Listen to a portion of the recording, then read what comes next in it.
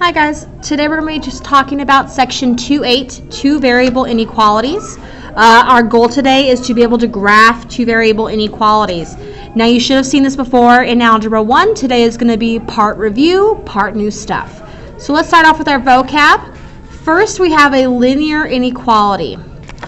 A linear inequality is an inequality in two variables whose graph is a region of the coordinate plane bounded by a line.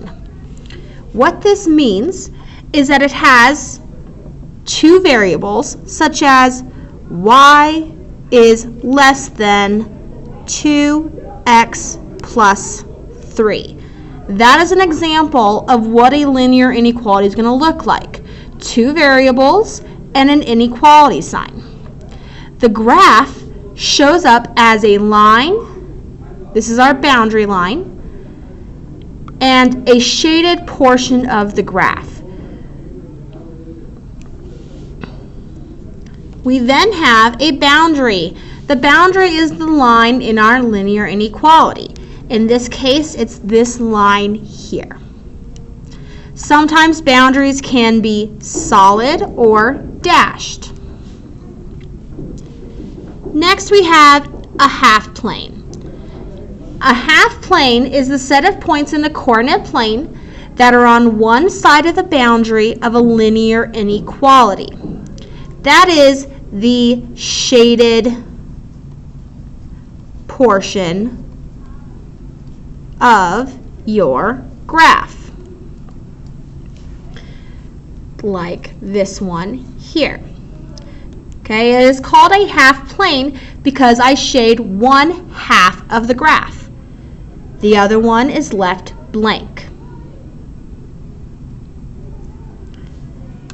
Lastly, I have a test point, which is a point that is not on the boundary line. So in our example, if this is my graph, if this is my boundary line, then this can be a test point because it's not on the boundary line. This here can be a test point. This here can be a test point. This is not because it's on the line. Any point that's not on there is a test point that can be used. So let's go ahead and let's talk about inequalities and what they look like for a second.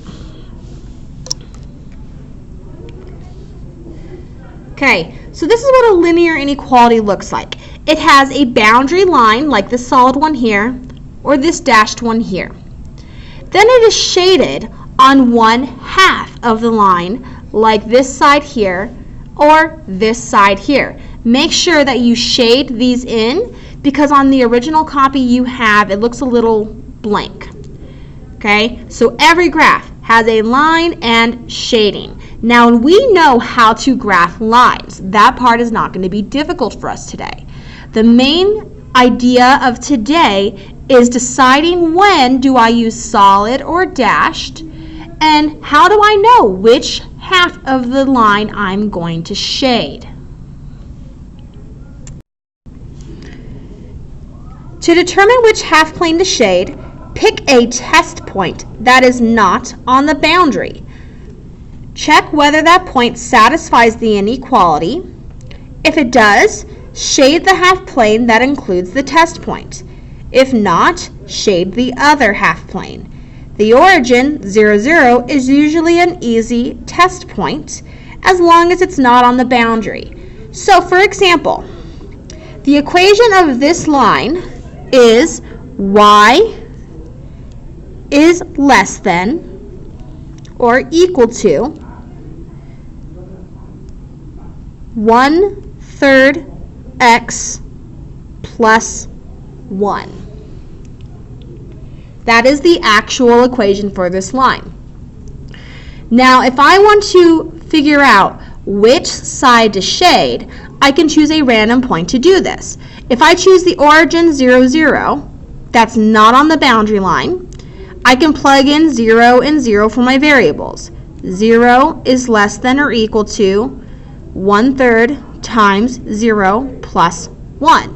1/3 times 0 is just 0. It's gone.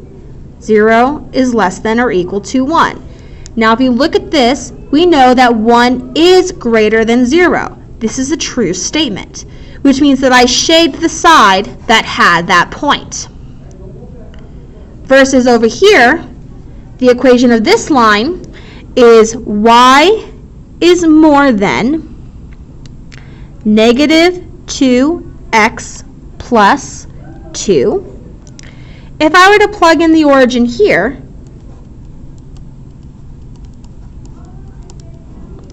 I would get 0 is more than 2. That is not a true statement, which means I would shade not this side, but the side that did not have that point. Sometimes it's not always easy to use a test point, so here's another idea you can use to help you know which side to shade. You can inspect inequalities solved for y, that is important, it is solved for y, such as y is greater than mx plus b, to determine which half plane describes the solution. Since y describes vertical position, the solution of y is greater than mx plus b will be above, and y is less than mx plus b will be below. What this means is that if y is less than or equal to, we would shade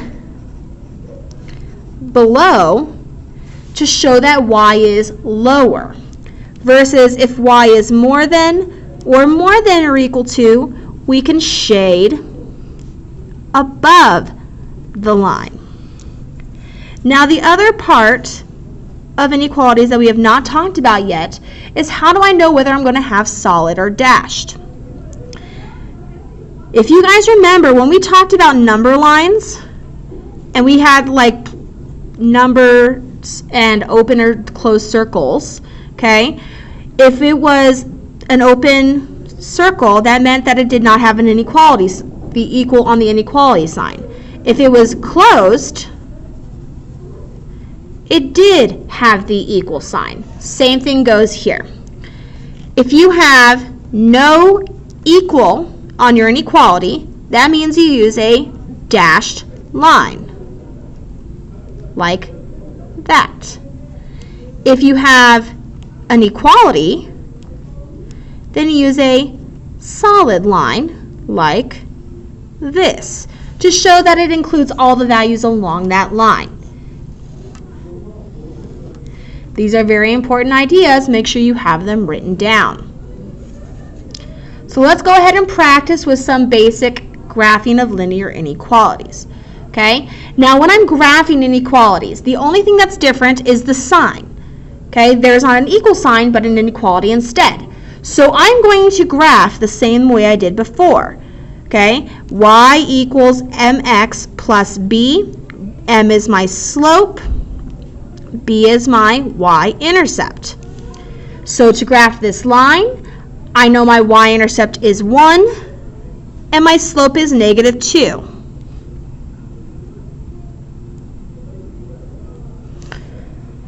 Okay, before I connect these dots though, I'm going to come over here and I'm going to look at that sign. It is greater than or equal to. Now because of that equal to, I know I'm going to use a solid line.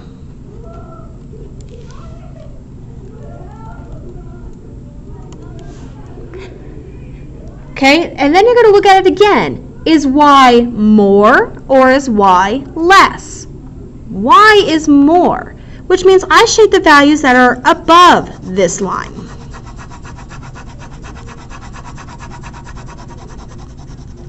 Either that, or I would choose a boundary point, like 0, 0, and plug it in. If I do that,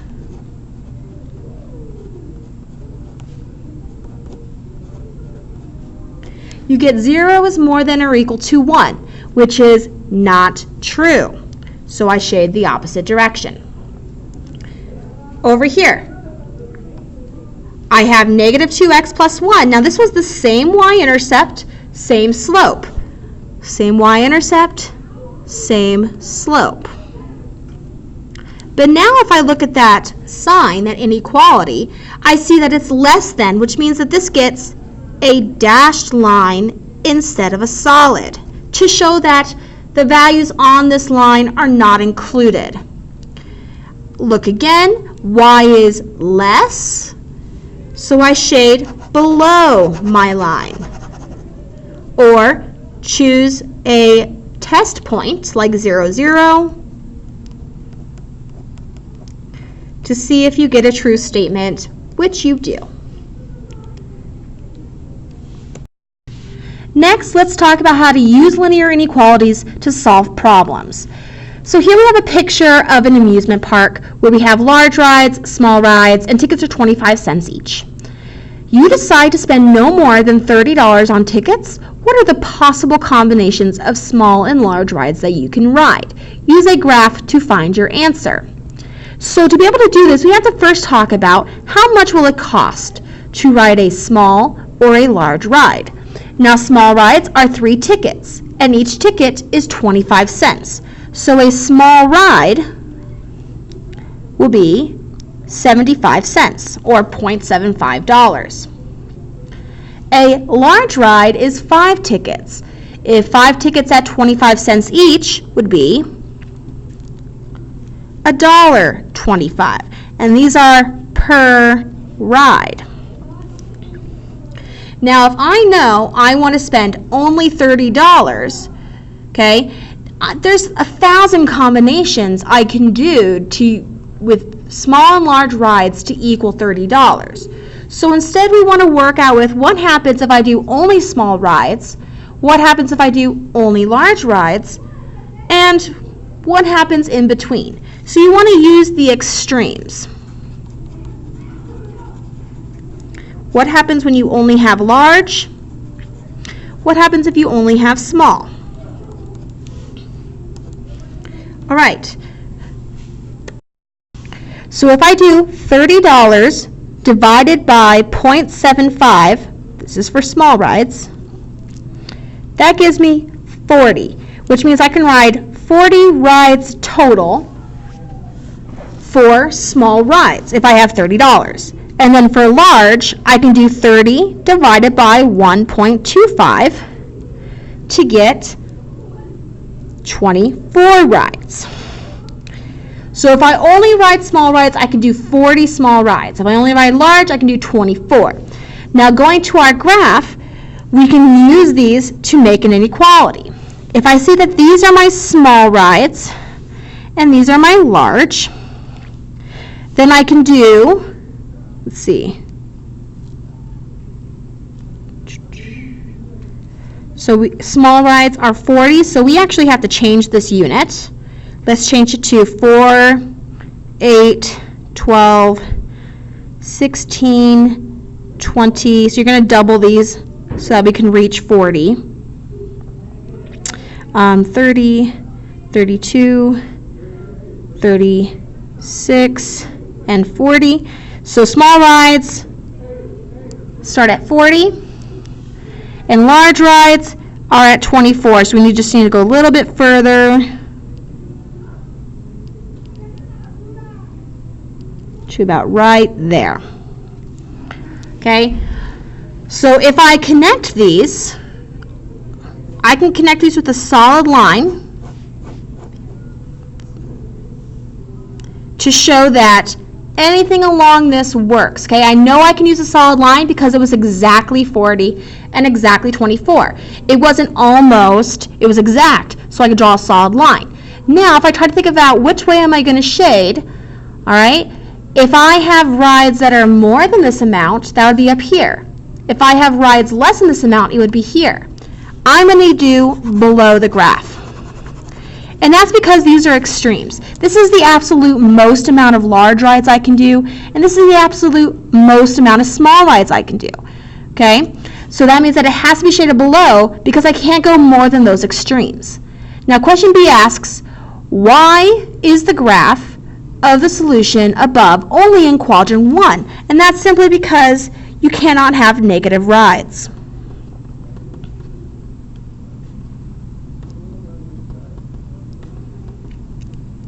Now please keep in mind, guys, that what this shading means is it means that I can pick a point out of anywhere on here and that can tell me exactly how many of each ride I can do.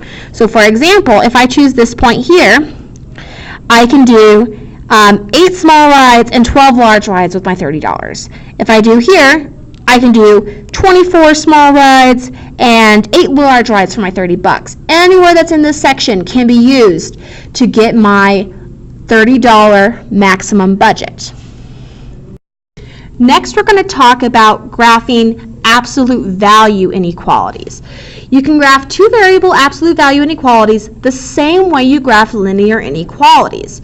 You're going to graph the lines, ask yourself if they're dashed or solid, and then shade either above or below depending on your inequality sign. So looking at this equation, okay, first thing you should notice is that it's not having y on the same side. So we need to actually alter this a little bit.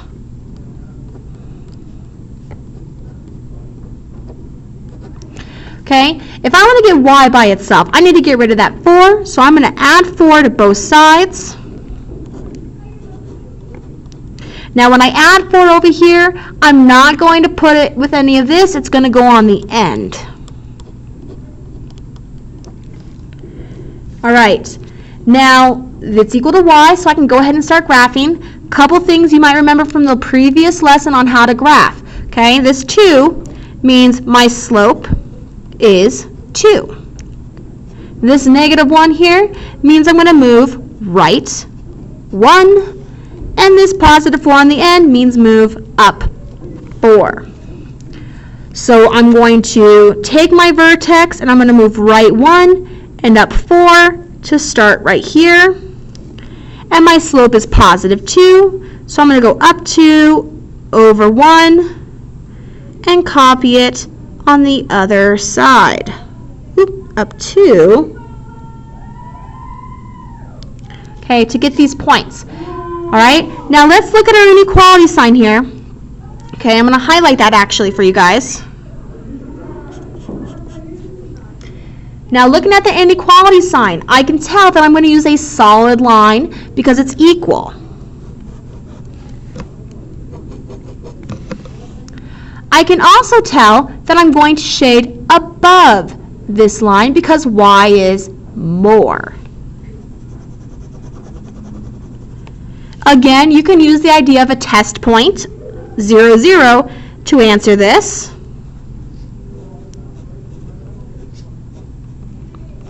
You can tell it will be a little bit more work for you, but if you prefer the test point, that is completely up to you. You should get 0 is more than equal to 2 times the absolute value of negative 1 plus 4. Absolute value of negative 1 is just 1. 2 times 1 is 2. 0 is not more than 6. So I do not shade this direction, I shade up instead. Just like we saw if I use only the sign. Now you can use transformations discussed in previous lessons to help you draw boundary graphs more quickly. You can also use them to write an inequality based off of a graph, which is what we're going to do last. Okay, so question 4, writing an inequality based on a graph. What inequality does this graph represent? Now, what I would like to do first is we know that we're going to start with y. Okay, let's go ahead and look at our graph and decide what type of sign we're going to have. Now, your graph doesn't show it very well. This is supposed to be shaded above. So go ahead and shade that in to make sure yours matches. Now, if I am shading above, that means that y is more. Okay, and then if you look at your type of line, this is dashed, not solid. So I'm only going to have more than, I'm not going to have an equal to. Now I can look at my graph and figure out what the important points are. Okay, first, what is my vertex? Okay, now this graph counts by 2. So my vertex is at negative 4, positive 3. And my slope, this one might be a little bit harder to do because again it counts by 2's. If I go from here to down 1 over 1, I see I have a slope of -1. We've practiced plugging these values into an equation before. Remember, we had a absolute value x minus h plus k. Same idea, but with an inequality. You should get -1 times the absolute value of x plus 4, absolute value plus 3. Again, we have done questions like this before. The only difference is we have this sign now instead of an equal. That is our answer. Our last question is, you can tell from looking at the inequality, y is more than 5x minus 3 to shade above the boundary line to represent the solution. That is because y is more. Can you use the same technique to show the solution of an inequality like 2x minus y is more than 1? Now take a look at that equation, okay? Y is definitely more here, but what's wrong with the way this is set up? It's not equal to y. So I cannot, no, you cannot use that because it is not equal to y. It's not slope intercept form. Okay, let's say that, for example, I actually solved that for y. Okay, you would minus 2x on both sides.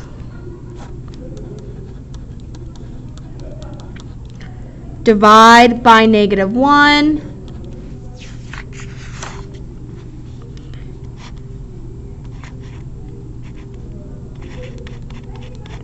Now, because I divided by -1, that sign had to switch down, and you actually see that y is less. So you would shade below on this one.